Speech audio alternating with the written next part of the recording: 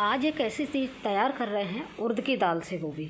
हमने उड़द की दाल को 2 घंटे के लिए 3 घंटे के लिए भिगो कर रख दिया था। मैक्सिमम 3 घंटे और मिनिमम 2 घंटे के लिए हमने भिगो कर रखा था और इसको बहुत ही अच्छे से धुल लिया। आप देख पा रहे हैं सॉफ्ट हो गया है। तो ये चीज़ ऐसी बना रहे हैं हम जो नाश्ते में भी खा सकते हैं, आप लंच में भी खा सकते हैं और डिनर में भी खा सकते हैं। इसके साथ आपको कोई सब्ज़ी की ज़रूरत नहीं पड़ेगी, बिना सब्ज़ी के ये ऐसे ही खा सकते हैं और बड़ा शानदार लगती हैं। तो चलिए इनको कैसे बनाते हैं। तो हमने जो दाल को हमने भिगो कर और धुल कर रखा है उसको हमने डाल दिया है मिक्सी के जार में। और मिक्सी के जार में हम यहाँ पर कुछ भी नहीं डालेंगे, बस थोड़ा सा पानी डालेंगे। पानी इसलिए डालेंगे, वैसे तो हम ड्राई पीस सकते थे लेकिन हमें थोड़ा सा पानी डालना है क्योंकि हल्का हल्का सॉफ्ट हमें दाल बना के तैयार करनी है। देखिए हमने दाल को बना के तैयार कर लिया है, पेस्ट बना लिया है। पेस्ट बनाते टाइम ध्यान रखेंगे पेस्ट को हम थोड़ा दरदरा ही रखेंगे। देखिए इस तरह से रखेंगे दरदरा तो बिल्कुल परफेक्ट बनेगा। अब क्या करना है, अभी दाल तो हमारी हो गई रेडी। अब हम इसमें डालेंगे क्या क्या चीज़ वो थोड़े से यहाँ पे ओरल देख लेते हैं। अभी और चीज़ें भी डालेंगे लेकिन ये मेन चीज़ है, सौंफ है, धनिया है, जीरा है और हरी मिर्च है। अभी बाकी हम और चीज़ें डालेंगे लेकिन ये थोड़ा सा मेन चीज़ है तो हमने इनको पहले ही आपको डिस्प्ले कर दिया है। अब ले लेते हैं एक पैन और पैन में डाल दिया है हमने सरसों का ऑयल। और जो दाल पीस के रखी हुई थी ना, इस दाल को हमें इस ऑयल में पकाना है। पकाना कैसे है वो वीडियो देखते रहिए, बने रहिए तो आपको पता लग जाएगी किस तरह से बनानी है। हमें दाल को डाल देना है और थोड़ी देर छोड़ देना है। थोड़ी देर हो जाएगी लगभग आधा मिनट, तो हमें इस आधा मिनट के बाद पलटना है। तो देखेंगे आप एक तरह से दाल पर परत सी बन जाएगी ऊपर से।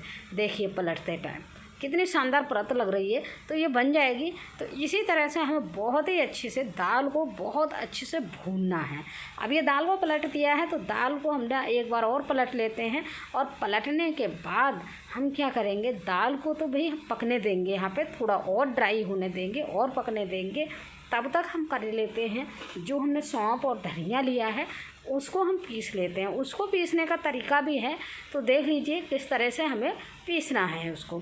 तो चलिए हमने एक मिक्सी का जार ले लिया है यहाँ पे और मिक्सी के जार में देखिए हम डाल लेते हैं सौंफ, धनिया और जीरा एक साथ डालेंगे। तो इनको एक साथ डाल कर पानी बिल्कुल भी नहीं डालेंगे। और इसी में हम डाल लेंगे नमक। नमक को थोड़ा सा तेज़ रखेंगे, बहुत ज़्यादा तेज़ नहीं रखेंगे, हल्का सा तेज़ रखेंगे। तो यहाँ पे ही हमें नमक डाल लेना है।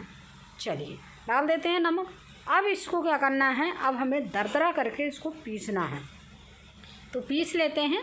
अब देखिए इतना दरदरा पीस लेंगे तो अब यहाँ पे ही हमें हरी मिर्च डाल देनी है। अब हरी मिर्च को भी हम यहाँ थोड़ा सा 1-2 बार पल्स मोड पर चला लेंगे और इस तरह से हम एक मसाला तैयार ये कर लेंगे। देखिए हो गया ना परफेक्ट मसाला तैयार। तो बस अब ये तो वही रख देते हैं साइड में। इसको जो भी साइडों में लग गया है उसको एक साथ इकट्ठा कर लेते हैं। तो हम रख देते हैं साइड में। तब तक दाल देख लेते हैं। देखिए दाल हमारी कितनी अच्छी सी पक गई है, एकदम ड्राई हो गई है, बिल्कुल भी ऑयल भी नहीं है और कच्ची भी नहीं रही है। तो इस स्टेज तक इसको दाल को यहाँ पे पकाना है। अब ये दाल यहाँ पे पक गई है। अब दाल में हम डालेंगे कुछ मसाले, तो वो देख लीजिए क्या क्या है। तो अभी देखिए हमने थोड़ा सा चला लिया है जिससे लग ना जाए। तो बस अब यहाँ पे हम डालेंगे थोड़ा सा, क्या डालेंगे, सबसे पहले थोड़ा सा डालेंगे हम हींग। हींग के बिना तो टेस्ट आता ही नहीं है, तो हींग तो हमें ज़रूर डालना ही है। और ये जो मसाले हैं हमने पीस के रखे थे, सौंफ धनिया, ये डाल देना है।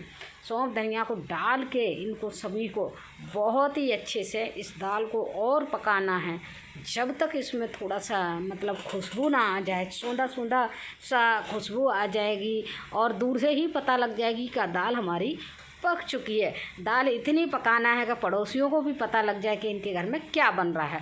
तो हमने थोड़ा सा डाल दिया है गरम मसाला और गरम मसाले के साथ साथ हमने हरे धनिया की पत्तियां डाल दी हैं। तो देखिए बहुत ही शानदार तरीके से हमारी दाल बनके रेडी हो गई है, बिल्कुल ही शानदार तरीके से। यहाँ पे याद दिला दूँ, अगर फ्रेंड मेरी रेसिपी अच्छी लग रही है तो रेसिपी को लाइक और शेयर ज़रूर करिएगा जिससे दूसरे लोग भी इसको देख पाएँ। और नई नई वीडियो देखना चाहते हैं तो चैनल को सब्सक्राइब कर लीजिए, बेल आइकन भी दबा दीजिएगा जिससे सबसे पहले आप तक नोटिफिकेशन पहुंच जाए। तो देखिए दाल ही हमारे बहुत शानदार तरीके से पक गई है, बहुत ही। देखिए हमने आपको करीब से भी दिखा देना है।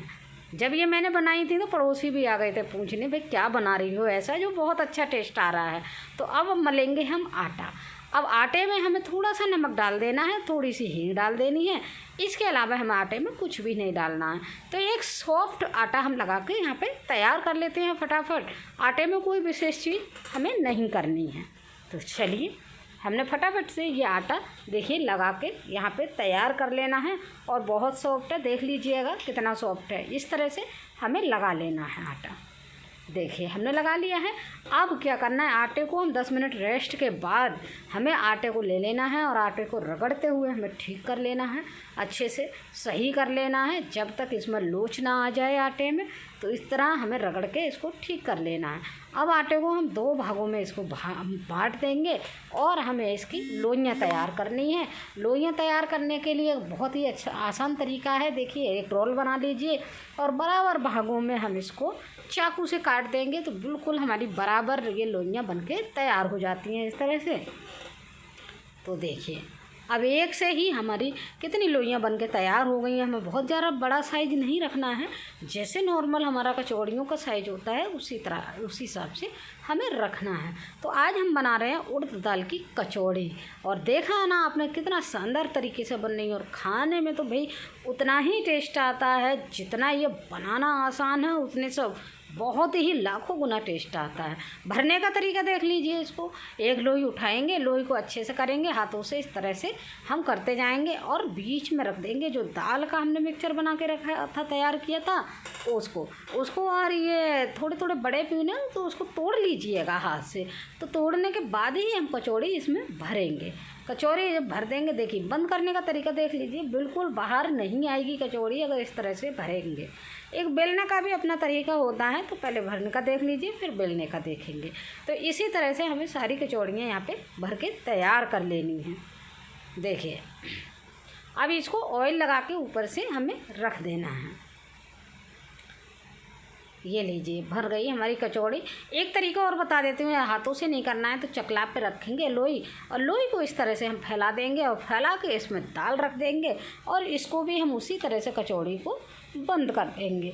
ये भी कचौड़ी बहुत आसान है, इसको भी भरना हाथों से अपना चकले पे रखो, लोई को फैला दो, बहुत ही आसानी से ये भर जाती है। तो लीजिए इसी तरह से हमने सारी कचौड़ियों को भर के रेडी कर लेना है जितनी आपको बनानी है। तो फटाफट हमने कर ली हैं। अब ले लेते हैं एक लोई, इसको बेलेंगे। बेलते टाइम ध्यान रखेंगे इसमें थोड़ा सा ऑयल लगा लेना है, क्योंकि परोठन हमें नहीं लगाना है, यहाँ पे कचौड़ियों पे ऑयल लगाना है। और ऑयल लगाते हुए हल्के हाथ से हम बेल देंगे इसको। बेलन से पहले तो उंगलियों से चपटा कर लेंगे थोड़ा सा और हम बिल्कुल हल्के हाथ से इसे बेल देना है। देखिए बिल्कुल भी बाहर नहीं आएगा मिक्सचर, बहुत ही शानदार कचौड़ी बनके तैयार होगी। तो इसी तरह से हमें सारी कचौड़ियों को बेल लेना है। और अब आ जाते हैं गैस की तरफ। गैस पे हमने कढ़ाई रखी है और कढ़ाई को बहुत ही अच्छे से गर्म कर लिया, ऑयल को अच्छे से हीट होगा ऑयल और इनको कचौड़ियों को डाल देना है। कचौड़ियाँ डालते टाइम ही इसको हमें मीडियम कर देना है और मीडियम आंच पे कचौड़ियों को ब्राउन होने तक हमें इस तरह से पका लेना है। थोड़ा सा ब्राउन होकर पकेंगी और करारी हो जाएंगी ऊपर से तो बहुत ही शानदार लगेंगी। तो गैस को ध्यान रखिएगा, मीडियम ही रखिए, तभी कचौड़ी अच्छी बनती है। तेज़ गैस पे कचौड़ियाँ अच्छी नहीं सीखती हैं। ये लीजिए हमारी कचौड़ी देखिए, फूली फूली कचौड़ी एकदम बन के तैयार हो गई है उड़द दाल की। बहुत ही टेस्टी लगती है, बहुत ही शानदार लगती है फ्रेंड।